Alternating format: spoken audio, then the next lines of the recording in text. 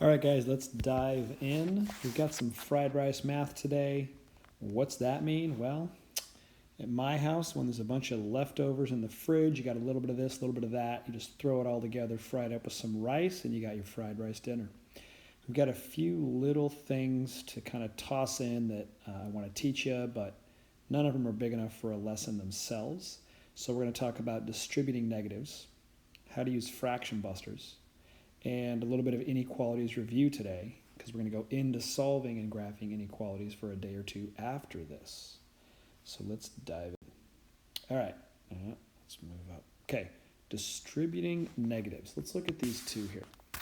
First problem versus the second one, and let's do the second one first because that's something you've seen before. We've got a negative 6 that's distributing with the 3x and with the minus 5. We know how this goes. We've done this before. Really simple. There we go. Simplified and done. That's all we can do. Now, the reason why we can distribute here is because the 6 and the parentheses are right next to each other. Okay? That connection is what tells you to distribute. It's what tells you the 6 is multiplying with whatever is inside the parentheses. Let's look back at the first one, though. In this problem, 6 is not up against the parentheses. Notice that. What is up against the parentheses? That's right.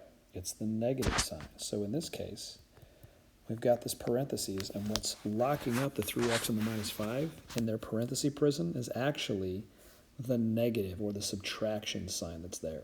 So it turns out we can distribute negatives. And in fact, you need to.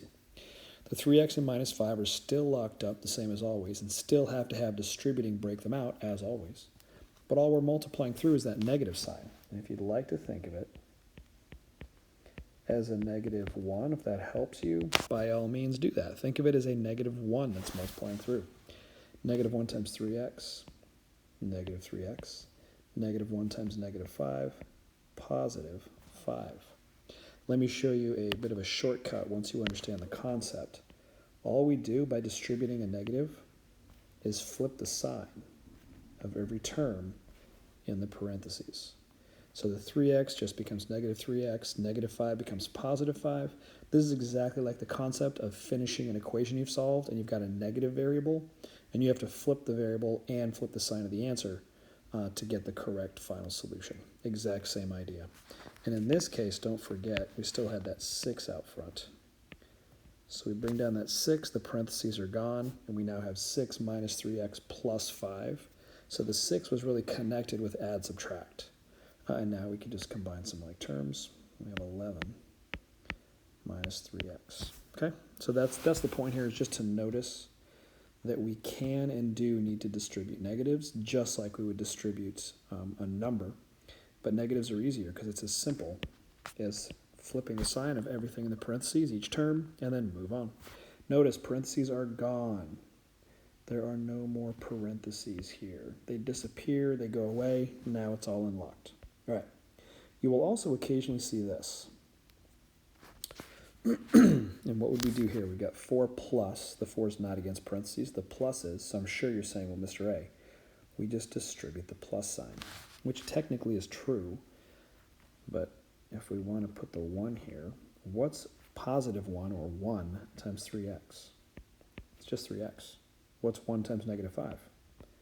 It's just negative 5. So in fact, and we need something here. Notice that. It is not 4 times 3x. It is a positive 3x. So you've got to put the plus, the addition sign in front of that 3x to separate him from 4. But notice nothing changed. Those are the exact same expression.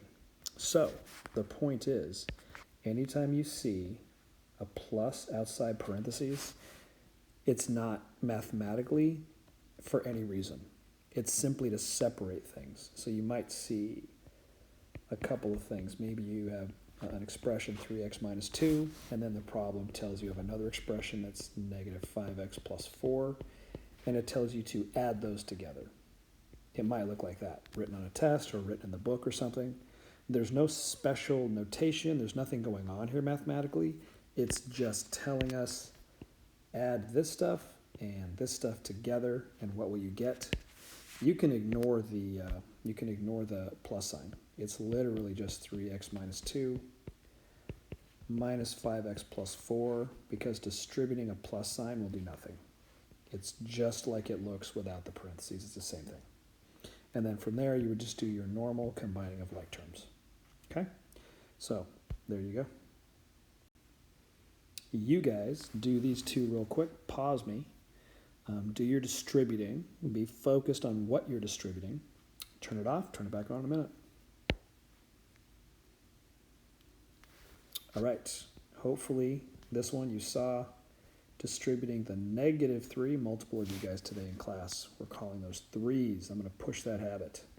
-15x minus 6. Bring up that 4x. You can combine some like terms, but we're gonna stop that one there. Over here, it is not a 3 distributing. It is a negative sign distributing, which makes it as simple as flipping the sign on each of those terms. Now, again, notice the parentheses are gone. Make sure there is some sign in between here. If that became positive, you would need the plus to separate the 3 and the 5x. It's negative, so that becomes the subtraction symbol. We're good to go. There's your combining of like terms. There you go. I think you know that. We're going to move on from here. All right.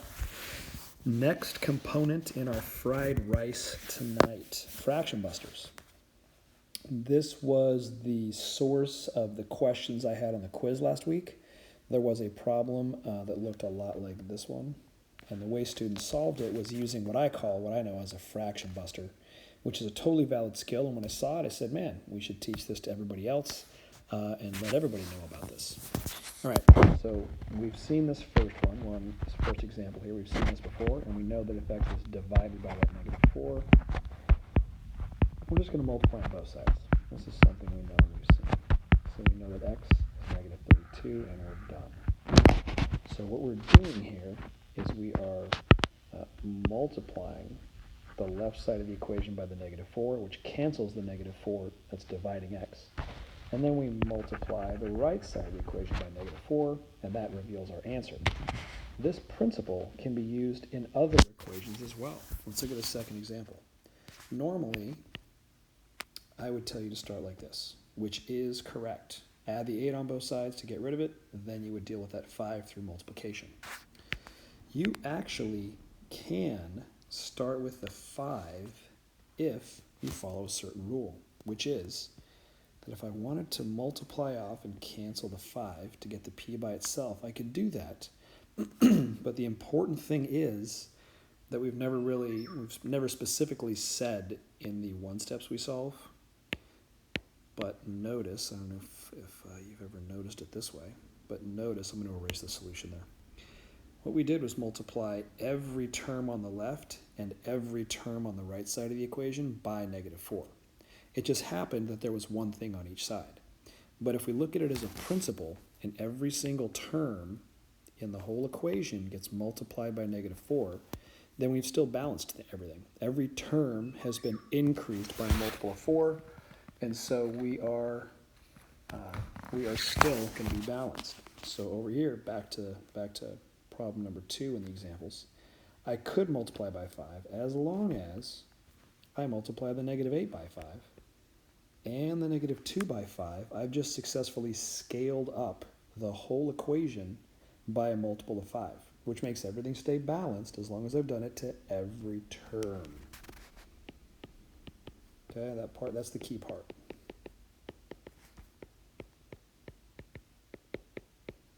It's not doing it once on each side, it's doing it to every term in your equation. So now the p is by itself because the 5's canceled. -2 times 5 is -10, and that -8 times 5 is -40.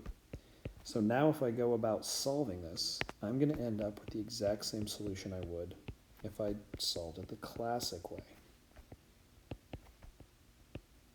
P equals 30. If I happen to go back and solve the way we've been taught, the classic way, we get rid of that 8 first. That gives us a 6. And here we multiply off that 5. we see p equals 30, and we get an equivalent answer, which means it's the same either way. So if you like the idea of a fraction buster, you can use that, and there are definitely times when it's very useful. And this example right here is going to show us that. Look at this third example for a second. It's a bit ugly.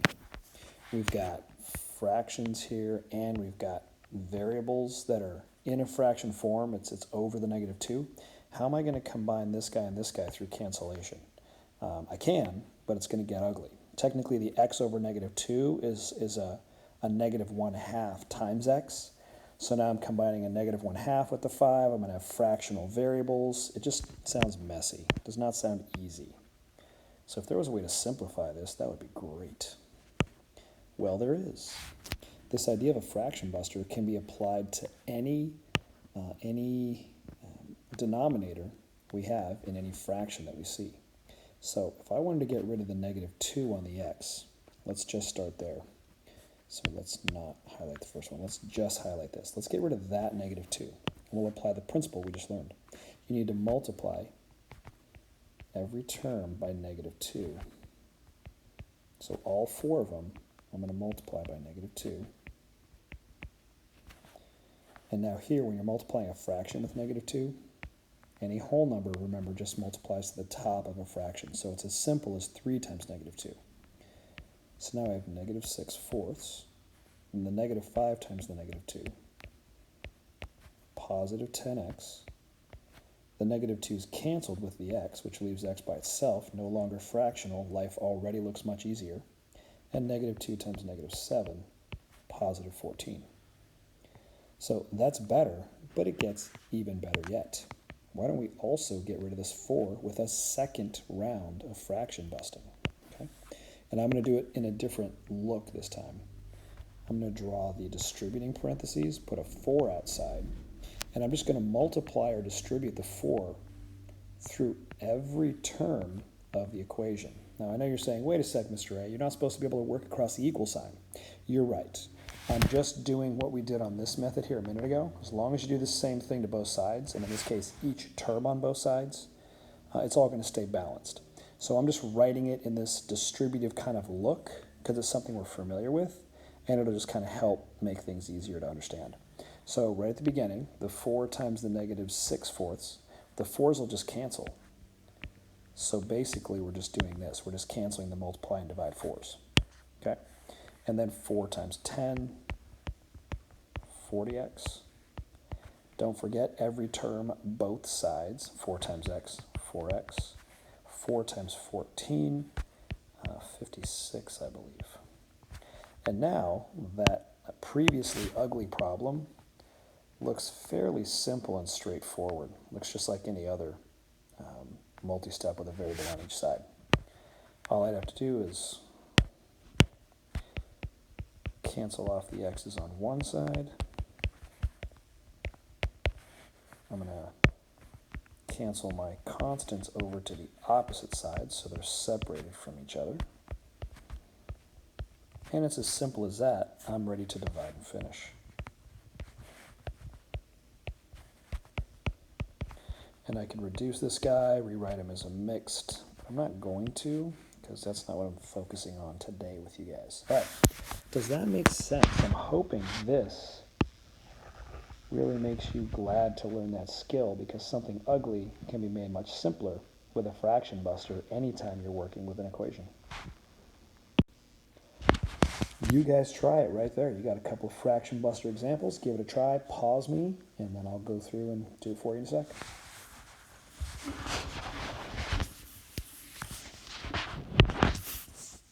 All right, hopefully you're done. You've unpaused me. I'm going to see that -x over 4. I'm going to solve this one. I could go classic method and start that way, but let's go fraction buster route. That's the whole point of learning this skill. So I see the 4. I'm going to multiply. Now, you could include the negative from the x. You could not include the negative from the x. Either way is fine. Just make sure you get rid of that negative before you're finished.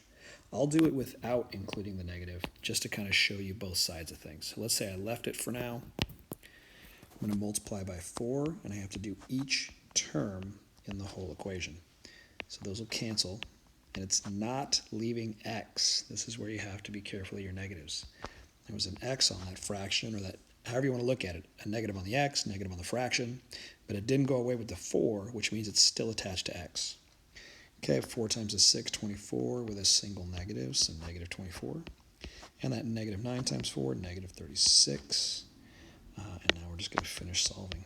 If I add the 24 over, so that negative 12 equals negative x, and there's where you deal with that negative. If negative x is negative 12, then we're in positive x is going to be positive 12. There you go. All right, second one. I'm going to deal with both the 3 and the 4, and the order doesn't matter, okay?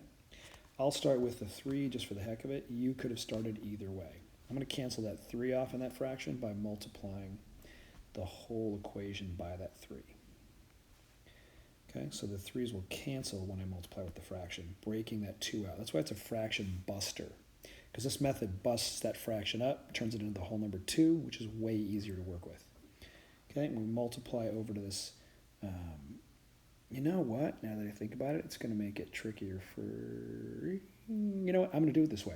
You'll see. It's not that tricky, but it may look that way. If I'm going to multiply the 3 times that negative x over 4, it multiplies to the top. And 3 times x is just 3x.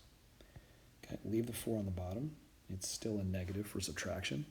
Anytime you multiply a whole number with a variable, they just go together.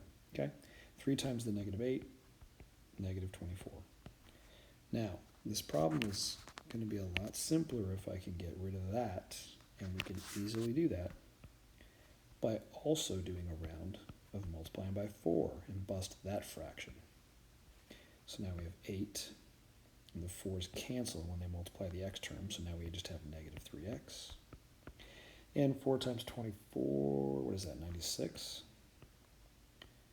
And there you go, we can solve from there, but this is much simpler looking than what we started with. The values are a little larger, but it's very easy to solve with a basic 2-step format.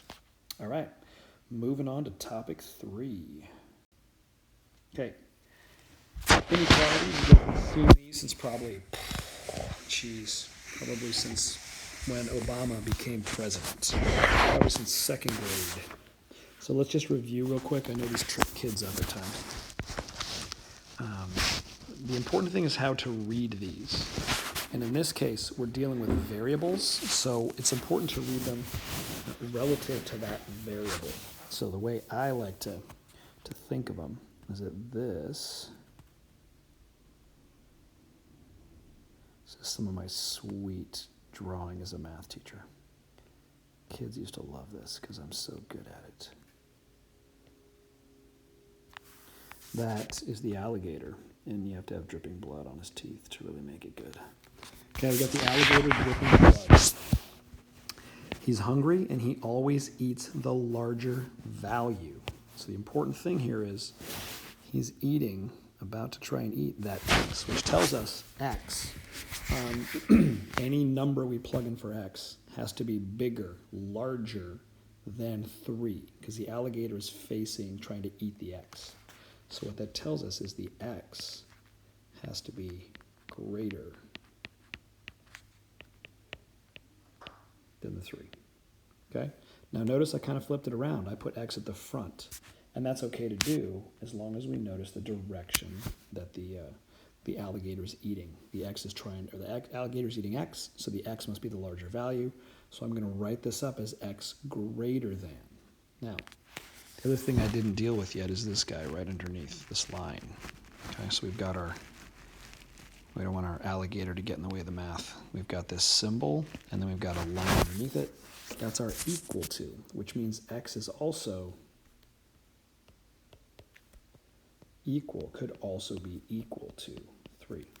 So the x is greater than or equal to 3. All right, so let's look at that. Let's put a 3 on the number line, and you circle it. And this is always true. With any inequality, you're going to put whatever value you're dealing with on the number line, you're going to circle it right away.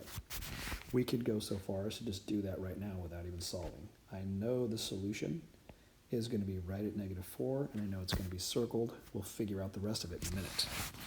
But this 3, we're going to highlight on the number line either left or right of it. If x is everything greater, which way is that? Flip. It's this way. Okay, those are the numbers greater. Numbers greater than 3, check and see. If you're not sure, 4, 5, 6. Is 4 greater than 3? Is 5 greater than 3? Yep, I'm heading in the right direction. Okay.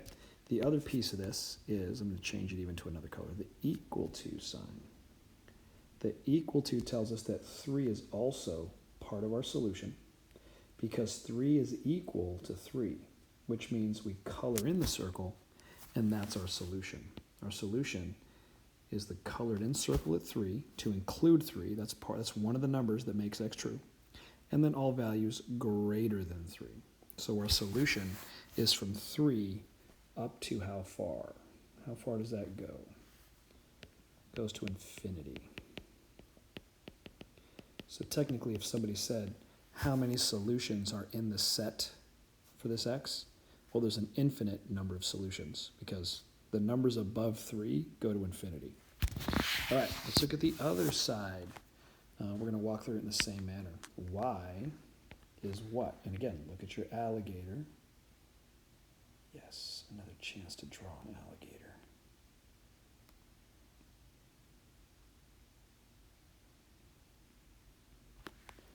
And yes, I am going to take time to draw blood. Deal with it. All right, so he's eating the -4, meaning he's not eating y, meaning y is not the greater value. So the y is less than that -4. So you're really always interpreting your inequality relative to the variable. Either the alligator's eating your variable, so it's the greater value, or it's not eating the variable, so it's the lesser value. Okay? So if y is less than -4, less than is this direction on the number line. It's everything below it. And this can be where it gets a little more tricky with negatives for you to kind of reason it out. We can ask ourselves, is -5 less than -4? And hopefully you'd say yes. When you go into the negatives, the values reverse. The bigger the actual value piece of a negative number, the smaller it technically is. So -5 is less or smaller than -4. Okay? And then because there's a less than and no equal to, we leave it open. 4 is not part of the solution, or -4, excuse me. It's just where the solution starts. It still goes to infinity. There's still an infinite number of solutions, infinite, on either of these inequalities. Any inequality is going to have an infinite solution if it's open-ended like this. It's just that -4 is not part of this solution. It has to start at -5. All right. There you go. You guys... Oh, one more thing I forgot. And this is always the rule. This way on the number line is greater than.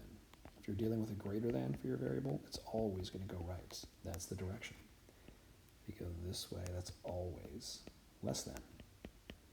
Because number lines always go positive numbers to the right and negative numbers to the left. So that's how a less than will always be toward the negatives. Greater than's always to the right toward the greater positives.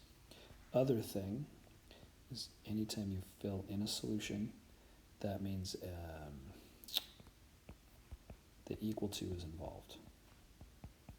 Okay? Equal to means you include it, so it's those signs.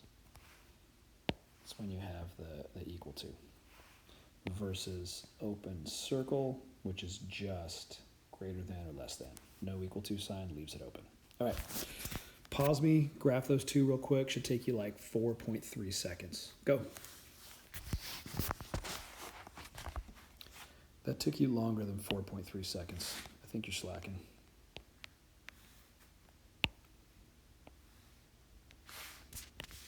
Okay, -5 I know is where my solution's going to start. And there's no equal to on the bottom there. There's no line, so I know it's open. P is everything greater than, okay? The alligator's eating P. So the P is everything greater than the -5, so it's going to head this way. Second one, M. the alligator's not eating M, so that means the M is less than whatever the value is, in this case, -3. I'm going to circle it, and I see my equal to, so that means -3 is part of the solution. And since M is less than -3, it's all the values this direction. Now, one thing to point out, students will point out at times, the inequality arrow points the direction you need to go. And I just want to say, only sometimes. Okay? If your variable's on the left, if your variable is over here on the left side of the equation, that'll always be true. The inequality will point the direction you need to head. But notice, when your inequality, your variable is on the other side of the inequality, the right-hand side, then it reverses the direction you need to go. Okay, so that can be confusing. Now, if that makes sense and you can remember that, by all means, you can use that cheat. But it only works when you've got a variable on the left-hand side. And then the arrow, the inequality, will point your direction to go. All right, with that, here is your homework. I was going to try and find this in the book. It's a whole bunch of fried rice. So, a couple of distributing problems, a couple of fraction busters, and a couple of inequalities. Go ahead and pause me, work this out, and I'll have these solutions for you in class tomorrow. All right, peace, guys.